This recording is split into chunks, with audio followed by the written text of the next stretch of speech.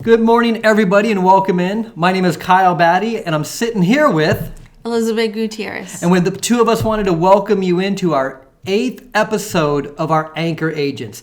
Today, Elizabeth and I, we are actually both real estate agents. We work with the Hubbell Real Estate Group. And what we wanted to talk about today, Elizabeth, actually, I'm going to turn it to you. What are we going to talk about today? I suggested we talk about first-time home buyers. Okay. I think it's very important right now. We have a lot of new clients that never bought a house before. Okay. So just, the key factors or points. Perfect. Do you also want to talk about the escrow process today as well? Time frames, time periods? Well, pretty much everything. Just kind of like in a wrap. Perfect. And let me ask you this.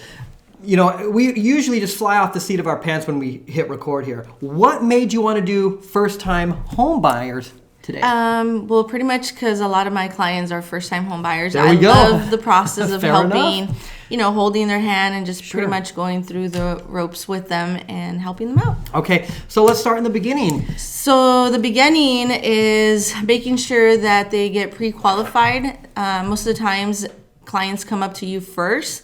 So you want to make sure that you refer them to a good lender. Absolutely. And make sure that all the parameters and pieces match together. Absolutely. That way they know exactly where they qualify, how much they qualify.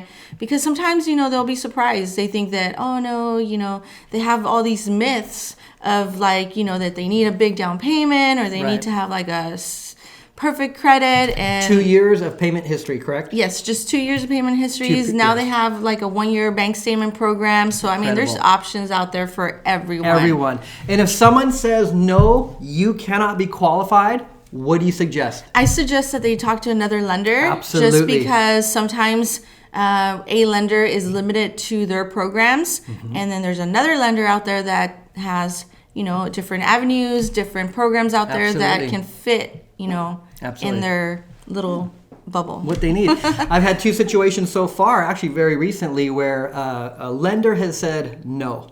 And I was out door knocking, and when I was talking to these clients, they had mentioned, that situation. And I said, well, have you talked with another lender who actually could put a plan in place to get, let's say, a credit score above a certain number to get you in, to get you, qualified and get you in a house? And they looked at me like, what? And so long story short, I had the lender contact them. That's another thing I do is I never wait for them to contact the lender. I always make the initiative to have the lender contact them first.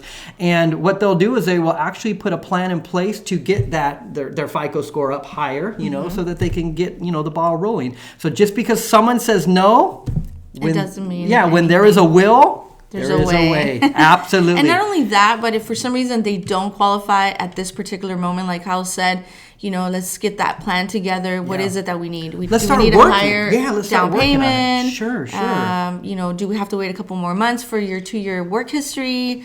All these little factors. Right. Okay, we are pre-qualified. Yes. What is next? Next is we obviously know how much they're pre-qualified for. So if they're pre-qualified for $400,000 up to $400,000, we ask the questions: where do you want to buy? What are your needs, your wants? Because there's difference between needs and wants. And then we start looking at properties in the area that they've been looking for. Also making sure that they're open to other suggestions, other areas. Because sometimes people are not aware. Everyone's in a different place in life as well, too. Yeah, exactly. So you're not aware that maybe there's an opportunity over here or over there. And so just making sure that there's options. We send out a list of all the properties up to that certain amount. And then they look through them, see if they have HOA fees, because that's another thing that we need to we start scraping take into the consideration. data. Yeah. Absolutely. And having HOA fees will offset the debt to income yes, ratio. It does. And that's it another changes thing. Everything. So absolutely. And another thing is we use a program here at Hubbell. I'm not going to talk about the name of it, but what it does is we will sign up our clients that we're shopping for properties. We'll type in the parameters that they want.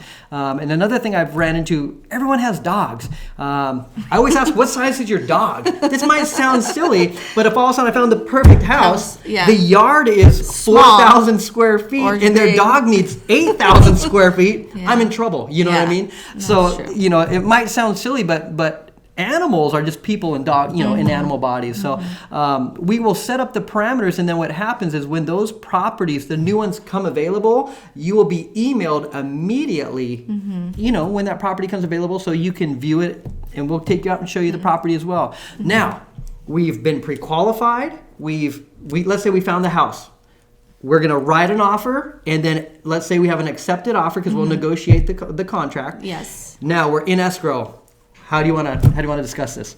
Well, escrow is a third-party company, so it's kind of like the mediator in between. Neutral third party. The neutral, Absolutely. Yes, third party. Love it. So they're pretty much the mediator. They don't take any sides. They're not in favor of us. They're not in favor of the seller or the buyer's agent or the client itself. They're here to help everybody else kind of put all the pieces together. Just navigate through correctly. So they do, title search. They get our prelim, they get all the background paperwork and put everything in order. That's pretty much what they do. If there's any liens or anything like that, they let us know how people are holding title, how they're going to hold title. Absolutely. Insurance, everything. They just take care of everything. So the first 7 days of escrow, we have, let's say, if we are the buyer, the seller has 7 days to get us all the disclosures on the property. And we have a 17-day inspection period that we as a buyer are, basically, I don't, because it's not a requirement to do inspections, but we highly recommend them because you don't know what's behind the walls, And then, do you want to talk about the request for repair, things of that nature at the end of that? Well, the contingency 17, it can vary depending on the time and length of the escrow. You can make it longer, you can make it shorter, depending on how strong you want your offer. But I always recommend my clients to always get a home warranty. I mean, we just never know. Absolutely.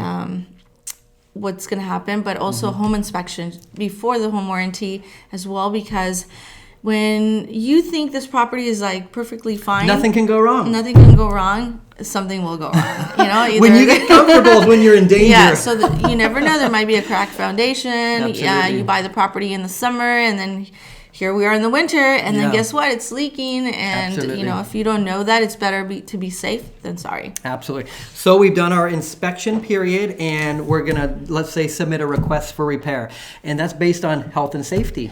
Yeah, it's pretty much. If someone ripped up the carpet, but they left, let's say, the tack boards up and the tacks are up, that would have to be removed. Or a hornet's nest, let's say, is hanging out back. Yeah, it's all like common sense too, making sure, is it something that you can just take care of yourself, or is it something that's really important to you for them to take care of? If they're already taking care of other stuff, might as well just put the little things as well. Absolutely. It just depends on every situation, and it doesn't necessarily mean that they have to agree with the requests for repairs either. Right. So that's another way of negotiating when you do have a home inspection, that if you see like, okay, the strap on the boiler is not, properly installed, or the wires, are not working properly, or, like the dishwasher is not connected and now the water's like falling everywhere. Because that's what happened to us. That's your opportunity to take care of, to request those repairs. But if you don't do a home inspection, you're not going to find out these little things that you could have, saved, hundreds or even thousands of dollars. And that is also why agent to agent communication is so important. Oh yeah, it's key. So important, absolutely. It's key. Jumping forward now, day 21. That's when you remove all contingencies, pretty much, your loan contingency, appraisal contingency, everything. It just depends on... Who pays for the appraiser? The buyer does. Absolutely. So it doesn't necessarily mean that the buyer is physically going to pay for it. Sometimes, lenders have certificates, like Mid-State Brokers has a certificate where they pay for your appraisal. Rabobank just did one for my client. They actually went up to like $750, and it upgraded them to a rush appraisal, which, those are things that you can take into consideration as a first-time home buyer, where you can save extra money. Who pays for the inspection? The home inspection are buyers. Absolutely. And I know it is going to be like anywhere from $450 to $500, but it's so worth it. What a small price to pay to find out what's behind door number 3. Yes. Though? There was one of my friends, she just bought a property, And well, her daughter did, and they moved in. They waived the home inspection. Literally a week after they moved in, and they got flooded, like completely flooded. Okay. And so they kind of regret it, the fact that they didn't get the home inspection. So to me, it's like very, very, very like top of the line important. Yeah, absolutely. Okay, so we've done the disclosures have come out. Day 17 are inspections, and we've passed that contingency. 21 loan appraisal. Close of escrow, that's the party. Close of escrow can be anywhere from 30 to 60 to 45 days, and that's the party, right? That's the party. That's when we show up at your door. Yeah, that's pretty much when we that's when we bring the wine over. Heck, yes, what I'm talking about, high fives and everything. But close of escrow doesn't necessarily mean it's going to close exactly when you said you were going to close. I mean, you're going to have curveballs that they're going to be thrown at you. Yes. It's a tentative date that we are all aiming to have like a final, we are going to finalize. It could close early. It could be early. It can close on the actual closing date, and it can close afterwards as well. What is the difference, Elizabeth, between funding and the recording? Funding pretty much is once they sign, the next day the bank sends over a wire to escrow. And we're talking at closing time. This is how, yes. Yeah, the client usually signs the docs like today, tomorrow gets funded. Right. Depending on the day of the week. So if I fund today, where are my keys? They're not coming until it's recorded. Hold up. See, I get excited. Just kidding. One cup of coffee. You don't get your keys right away. Depending though, like if they have specials, like in San Luis Obispo County, absolutely, you can have specials where they fund early enough, and then they record midday, and they can close late afternoon. So then you can have your keys that same afternoon. Absolutely. If for some reason, like Santa Barbara County doesn't have specials sometimes, then you fund today, which all the money gets wired to escrow. They pay, the seller now. And then it gets recorded in the county. Now it's going to be recorded as you're the new owner of the property. Once it gets recorded, it's pretty much a done deal. That's it. And then if it gets recorded the same day, like I said, then that's when you get your keys. But if not, then you have to wait till the next day. Incredible. Incredible. In winding down, what else do you want to add? If you guys are interested in buying or selling a house, you can call us. Elizabeth, what is your contact today, man? We would love the opportunity to help you guys out in this We have more fun than we should. I know, right? We have way more fun than we should. All right, what is your contact information? Phone number 805-286-6617. Again, 805-286-6617. Kyle, what's your contact info? I don't think I know. 805-714-5473. Again, it's 805-714-5473. I want to thank you also for being here and filming these videos and everything. You're so awesome, man. We both, again, work for the Hubbell Real Estate Group. Want to give a shout out. Anybody who's thinking about getting into real estate, contact Elizabeth, contact me. We'd love to have a conversation, and we'd love to get you into our brokerage here as well. What else do you want to any other add-ins? If anybody has any questions, concerns, feel free to reach out to us at any time. Don't forget to share and like the video as well.